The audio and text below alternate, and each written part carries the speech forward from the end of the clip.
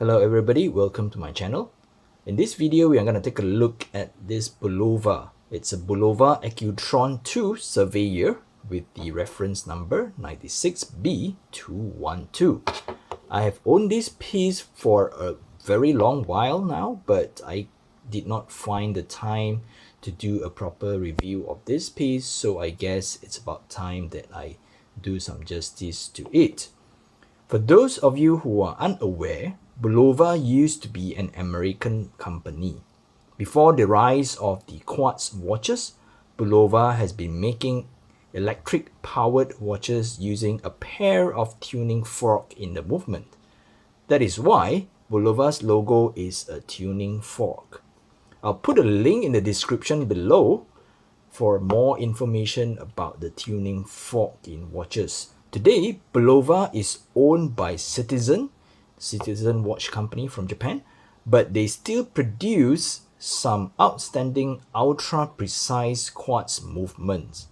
Rather than using GPS or something like wave scepter, or like in the case of a Grand Seiko, a temperature compensation circuit, Bulova uses brute force to achieve the ultra-high accuracy. Bulova uses their own 262 kHz ultra-high frequency quartz movement. A normal quartz crystal in a clock or a watch oscillates at 32,768 Hz, which is 2 to the power of 15, or you just call it 32 kHz. By sending the frequency through a series of flip-flops, the 32,728 Hz or oscillation per second is transformed to 1 electric pulse per second, which is then sent to the stepper motor to move the second hand 1 tick per second.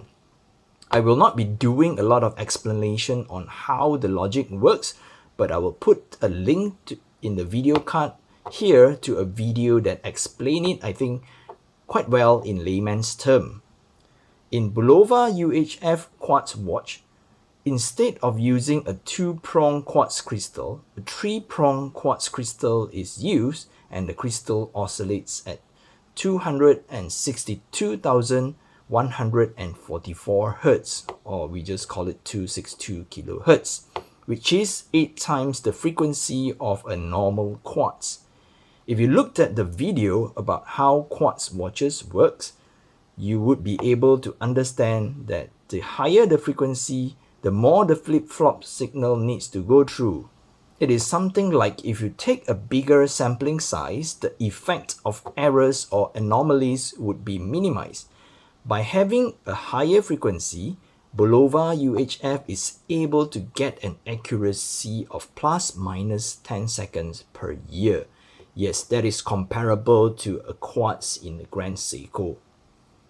With a higher frequency, Bulova is also able to make use of that to drive the stepper motor that ticks at 16 ticks per second. This is how the second hand moves so smooth. It's really buttery smooth, and I think it's only, I would say, second to Grand Seiko spring drive movement. Let's jump into the specification of the watch. The watch has a case diameter of 41 millimeters, excluding the crown. It has a thickness of 11.5 millimeters, and the lug-to-lug distance is 48 mm. But as you can see from the side profile of the case, there is a very nice curvature to the watch case. It has a lug width of 22 millimeters. The watch case is made from 316L stainless steel, and it has alternating brush and polish finishing on the watch case. There is no bezel for this watch. The case is made from a single piece with no separate bezel. I think from here you can see that the watch case, then it suddenly goes to the watch crystal without any watch bezel. It has a very normal water resistance. I think it's just stated to be water resistant, so I guess it's only good for, some water splash. And it comes with a sign crown with the Bulova tuning fork logo. It has a slightly domed mineral crystal This Bulova comes with a matching blue leather band. I think it has some kind of a cross-hatch design. I'm not sure what kind of a pattern is this called. And I have this watch for, I would say, almost 3 years now, and the leather has already broken in quite well. It now conforms to my wrist. The back of the leather has some kind of a sweet finishing, and as you can see, there is a Bulova logo embossed onto it, and it comes with a buckle that has the Bulova tuning fork. I'm not sure if the tuning fork part is glued in or is it a machine one piece, but I guess time will tell. And from here you can see that I needed to punch an additional hole for the watch to fit my chicken leg wrist. Let's dive a little bit into the watch face. The watch has a blue dial with, I think, some sunburst effect. All the hour markers are applied with a tuning fork logo at 12. All the markers, I think they have some kind of loom, and there are some looms on the hand as well, but to be honest, the loom is pretty much worthless as they die out like in a matter of like maybe less than 1 minute. The hands have polished finishing, and there is a tuning fork counterbalance on the second hand. There is a date window. I think it's quite nicely balanced at the 6 o'clock position. And from the top we have the Bulova and the Accutron 2 printed, and just above the date window we have the 262 kHz printed, and the watch has printed minute trackers on the outer edge of the dial. The bag is a typical solid screw down case bag, I think with some very typical engravings on it. And inside here is powered by a Bulova UHF, and it has an accuracy of plus minus 10 seconds per year. Alright, let's do a wrist shot. Okay, this is how the watch look on my chicken leg wrist.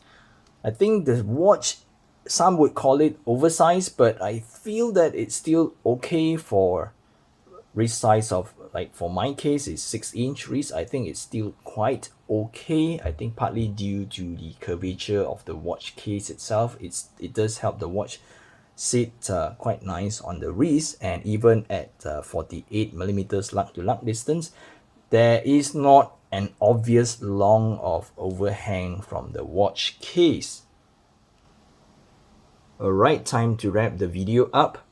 When I heard of ultra high frequency quartz and buttery smooth hand movement from Bulova, I knew I had to get one. But some of Bulova's UHF watches are a little too big. It was then I found this model. I am mesmerized by the smoothness of the second hand on this piece. And as a bit of a nerd myself, the technology side of this watch really impressed me. All in all, it's really a super cool watch to have.